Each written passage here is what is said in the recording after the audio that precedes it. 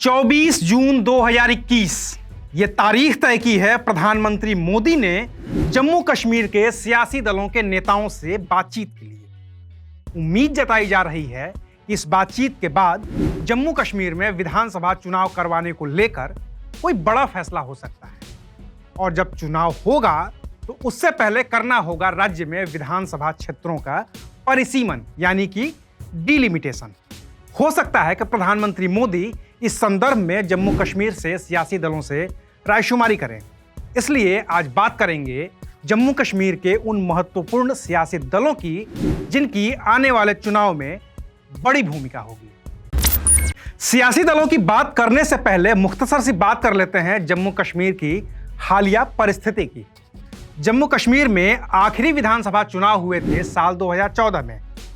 25 नवंबर से 20 दिसंबर के बीच 5 चरणों में ये विधानसभा चुनाव करवाए गए थे। यह वही साल था जब केंद्र में नरेंद्र मोदी के नेतृत्व में नई सरकार का गठन हुआ था। तब जम्मू कश्मीर में धारा 370 लागू थी और राज्य को विशेष दर्जा हासिल था। इस लिहाज से वहां विधानसभा का कार्यकाल 6 साल का था और अगले चुनाव फिर नवंबर दिसंबर 2020 में होने चाहिए थे। इस बीच 5 अगस्त 2019 को केंद्र सरकार ने जम्मू कश्मीर से धारा 370 को खत्म कर दिया, विशेष राज्य का दर्जा भी खत्म कर दिया और जम्मू कश्मीर राज्य को 2 हिस्सों यानी कि जम्मू कश्मीर और लद्दाख में बांट दिया। लद्दाख केंद्र शासित प्रदेश बना है जहां पर विधानसभा नहीं है। वहीं जम्मू कश्मीर भी केंद्र शासित प्रदेश ही है, लेकिन वहां पर दिल्ली जैसी विधानसभा की व्यवस्था की गई है। अब विधानसभा है तो वहां चुनाव भी होंगे ही। इस लिहाज से नए बने राज्य में चुनाव से पहले परिसीमन यानी कि डिलिमिटेशन करना होगा और नए सिरे से विधानसभा क्षेत्रों की व्याख्या करनी होगी। 24 जून की बैठक का एक बड़ा मसौदा ये हो सकता है। और अब बात करते हैं जम्मू कश्मीर की पार्टियों की जो आने वाले चुनाव में महत्वपूर्ण भूमिका में होंगी।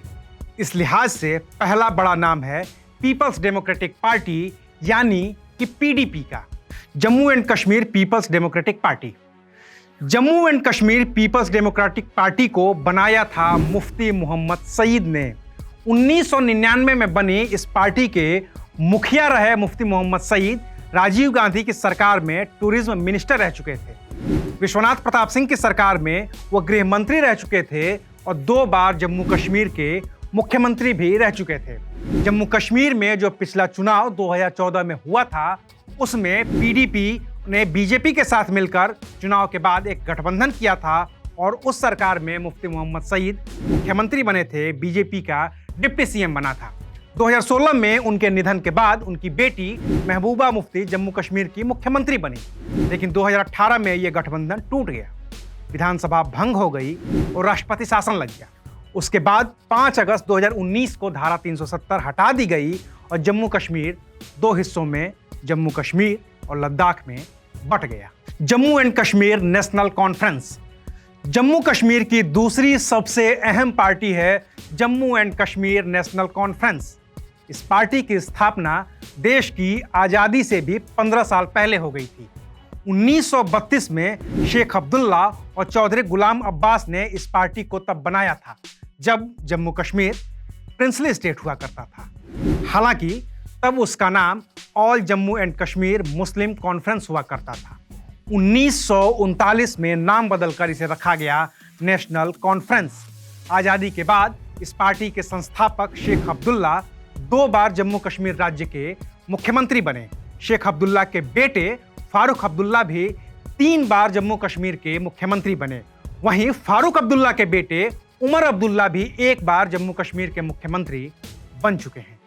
Jammu and Kashmir Peoples Conference Jammu Kashmir की एक और अहम पार्टी है Jammu and Kashmir Peoples Conference. 1978 में इस पार्टी को बनाया था अब्दुल गनी लोन और मौलवी इफ्तिकार हुसैन अंसारी ने। अभी इस पार्टी की कमान सज्जाद लोन के हाथ में है। 2014 में जो पिछला विधानसभा का चुनाव जम्मू कश्मीर में हुआ था उसमें इस पार्टी को 2 सीटें हासिल हुई थी। Jammu and Kashmir people's movement ये जम्मू कश्मीर की नई नवेली पार्टी है जिसे बनाया था पूर्व आईएएस अधिकारी शाह फैसल ने। साल 2019 में जब ये पार्टी बनी थी तो उस वक्त जम्मू कश्मीर की सियासत में इसकी खूब चर्चा हुई थी। राष्ट्रीय स्तर पर भी इसकी खूब चर्चा हुई थी। जब धारा 370 हटाई गई तो शाह फैसल को भी नजरबंद किया गया था। नजरबंदी से रिहाई के बाद शाह फैसल ने पार्टी अध्यक्ष का पद छोड़ दिया था और अब इस पार्टी की कमान जावेद मुस्तफा मीर के हाथ में है, जो पीडीपी की सरकार में जम्मू कश्मीर के कैबिनेट मंत्री भी रह चुके हैं। Jammu and Kashmir Awami national conference, यह भी जम्मू कश्मीर की एक अहम सियासी पार्टी है, जिसे बनाया था जम्मू कश्मीर के मुख्यमंत्री रह चुके गुलाम मोहम्मद शाह ने। गुलाम मोहम्मद शाह शेख अब्दुल्ला के दामाद थे। नेशनल कॉन्फ्रेंस से अलग होकर उन्होंने इस पार्टी का गठन किया था, जिसे फिलहाल शेख अब्दुल्ला की बेटी और गुलाम मोहम्मद शाह की पत्नी खालिदा बेगम लीड कर रही हैं। Jammu and Kashmir national panthers party, इसे बनाया था प्रोफेसर भीम सिंह ने, जिसका मकसद था जम्मू कश्मीर से धारा 370 को खत्म करना। 2014 में हुए आखिरी विधानसभा चुनाव में इस पार्टी को एक भी सीट नहीं मिली थी।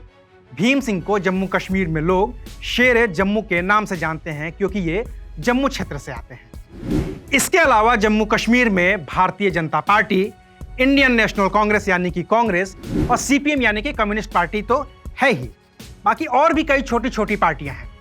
उदाहरण के तौर पर जम्मू एंड कश्मीर अपनी पार्टी है, जिसे पीडीपी और कांग्रेस के पुराने सदस्यों ने बनाया है। पीडीपी के नेता रहे अल्ताफ बुखारी इसके फिलहाल के अध्यक्ष हैं। बाकी तो इस वक्त जम्मू कश्मीर में सबसे बड़ा सियासी संगठन गुपकार अलायंस है, जिसमें 6 बड़ी पार्टियां शामिल हैं। इनमें फारूक अब्दुल्ला और उमर अब्दुल्ला की नेशनल कॉन्फ्रेंस शामिल है, महबूबा मुफ्ती सईद की पीडीपी शामिल है, खालिदा बेगम की Jammu and Kashmir Awami national conference भी शामिल है, जावेद मुस्तफा मीर की लीड करने वाली Jammu and Kashmir people's movement भी है। इसके अलावा कांग्रेस और सीपीएम भी इस गठबंधन में शामिल हैं, जिनसे प्रधानमंत्री मोदी की 24 तारीख को बात होनी है। यही बातचीत तय करने वाली है कि जम्मू कश्मीर में फिर से चुनावी प्रक्रिया की शुरुआत कब और कैसे हो सकती है। बाकी तो जो भी होता रहेगा हम आपको लगातार बताते रहेंगे। देखते रहिए अनकट। शुक्रिया।